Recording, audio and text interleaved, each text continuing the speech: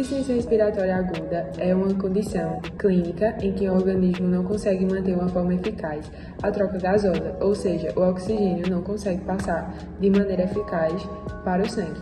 Apresenta uma grande frequência nas unidades de emergência e são por várias condições, como pneumonia, sepse, trauma ou doenças crônicas. Existem dois tipos. A1 é a hipoxemia, que é a interrupção do fortalecimento do oxigênio, e a segunda é a hipercapnia. Ocorre quando há aumento de pressão parcial de CO2 no sangue. Na insuficiência respiratória aguda, os pulmões não vão ser capazes de realizar as trocas gasosas de forma adequada e vai ter vários mecanismos envolvidos nesse processo. A troca gasosa adequada vai depender totalmente do funcionamento de diferentes etapas relacionadas aos diferentes componentes do sistema respiratório. O sistema respiratório é um sistema muito complexo do corpo humano, justamente por ter muitos componentes. Então, para essa troca gasosa funcionar de uma forma boa e harmoniosa, os elos precisam estar funcionando adequadamente. Então, como vocês podem ver nessa imagem, esses elos formam uma cadeia harmônica. Os 3 primeiros elos eles vão ser chamados de bomba ventilatória e fazem parte dela o sistema nervoso central, o nervoso periférico, os músculos respiratórios mais a caixa torácica. Então, basicamente, para essa troca gasosa funcionar adequadamente, essa bomba respiratória vai ser responsável pelo volume por minuto e também pela ventilação alveolar. Então, a falha nesse sistema pode causar um represamento de CO2 no sangue e também pode causar a hipercapnia, que vai ser explicada mais à frente. Agora a gente vai ver um pouquinho sobre as etapas para que essa troca gasosa ocorra bem. A ventilação ela vai ser um processo causado pela renovação do gás alveolar. Então, ela vai resultar de uma ação integrada entre o centro respiratório, que está localizado no sistema nervoso central, das vias nervosas, que vão inervar os músculos, e também pela caixa torácica e pulmões. As alterações na ventilação, como eu já tinha falado, podem causar a questão do aporte do oxigênio e eliminação de CO2, que é um prejuízo, e podem ocorrer em situações que vão provocar algumas alterações, como, por exemplo, a elasticidade pulmonar, a obstrução alveolar, como, por exemplo, a asma, que é muito conhecida, modificações na responsabilidade pulmonar e também a questão da diminuição da frequência respiratória. A perfusão, nela, os pulmões eles são irrigados pela corrente sanguínea, sendo que os vasos são os responsáveis pela atividade funcional. Essa atividade funcional vai ser a troca gasosa. Então, a perfusão vai ser alterada por questões de obstrução do vaso sanguíneo e redução dos capilares pulmonares também. Aí a gente entra para a relação de ventilação e perfusão, que é também chamada de V sobre Q. E para ela funcionar adequadamente, os alvéolos ventilados e a perfusão dos capilares devem ser correspondentes. Então, as alterações na relação V e Q vai ser uma das causas mais comuns de distúrbio de trocas gasosas. A difusão é uma troca gasosa entre o ar no interior do alvéolo e o sangue que vai estar no interior do capilar pulmonar. E essa troca vai ser por meio da difusão passiva através da membrana alveolo-capilar.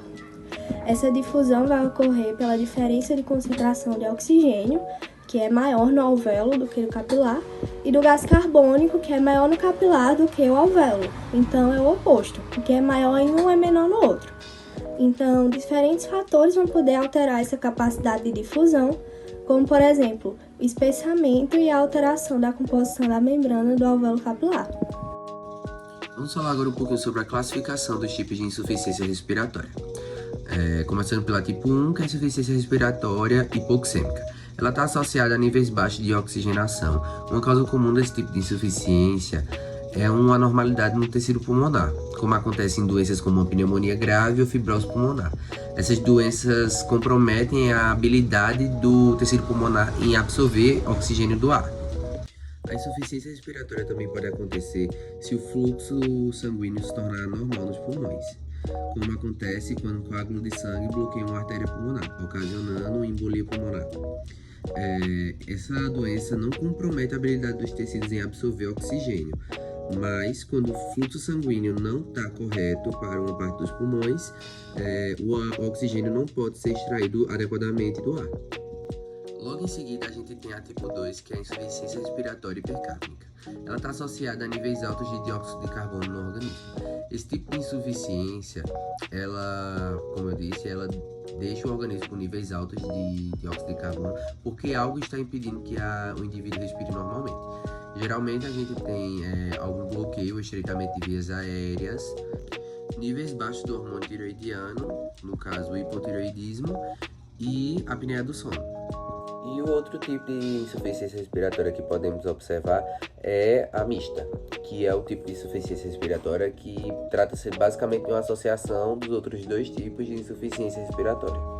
A seguir, a gente tem os principais passos, ferramentas usadas no diagnóstico da insuficiência respiratória aguda, que ela é complexa e requer uma abordagem multidisciplinar, envolvendo a avaliação cuidadosa de sinais e sintomas, exames laboratoriais e de imagem, monitoramento contínuo para determinar a causa subjacente e guiar o tratamento adequado.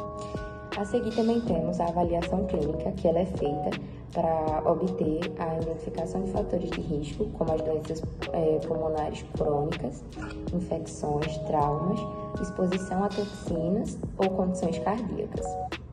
Também temos os sintomas, que é daí que os pacientes apresentam o que chamamos de uma forma imprecisa de desconforto respiratório. Assim como vocês veem no slide, ela pode ser caracterizada por uma combinação de um ou mais dos seguintes achados. Temos a alteração do estado mental, variando na agitação até a sonolência.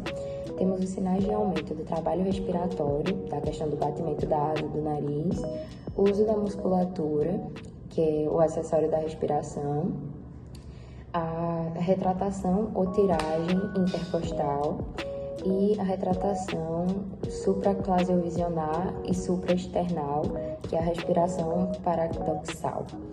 E também temos a cianose central, incluindo os lábios e a língua, que é a questão de deixar ele mais roxo, até mesmo azulado. E temos também a sudorose, a hipertensão e outros sinais de liberação de adrenergética. E também, para finalizar com o diagnóstico diferencial, é também importante incluir outras causas potenciais de sintomas respiratórios agudos, também como as crises asmáticas, a pneumonia, a embolia pulmonar e o edema pulmonar cardiogênico. Na avaliação inicial do paciente, pode ser feita a avaliação pela sigla MOVE juntamente com a propedêutica objetiva, onde a sigla MOVE consiste no M, em realizar a monitoração cardiocóstica da pressão arterial e da oximetria de pulso, o O, que é o oxigênio suplementar, podendo ser por meio de catéter, máscara, dispositivos especiais ou por ventilação mecânica não invasiva, e pelo V, que é o acesso venoso de grosso calibre, com gel com calibre 16 ou 18, preferencialmente em veias intercubitais com coleta de exames de sangue. Já a propedêutica, ela é um conjunto de técnicas e procedimentos pelos quais um paciente é examinado, com a finalidade de se chegar a uma hipótese diagnóstica. Essas técnicas envolvem a entrevista ao paciente, o exame físico, sendo eles a inspeção, percussão, palpação e ausculta, e a análise dos exames complementares. Na avaliação do aspecto geral, é feita a avaliação de mucosas do estado geral do paciente, procurando por sinais de desidratação, cianose, icterícia, petiqueias ou palidez cutânea, e na avaliação cardiovascular, é feita a ausculta cardíaca nos 4 focos principais, sendo ele a avaliação de ritmo, de sopro, do B3 e de abafamento de bulhas, e a procura de êxtase jugular e a avaliação da perfusão periférica e dos pulsos periféricos, tanto na presença como na simetria. Já a avaliação pulmonar é feita por números presentes, diminuídos ou ausentes, crepitações, síbilos, derrames, roncos, inspeções sobre uso de musculaturas. E nos membros é feita a procura de sinais de edemas e de empastamentos de panturrilha.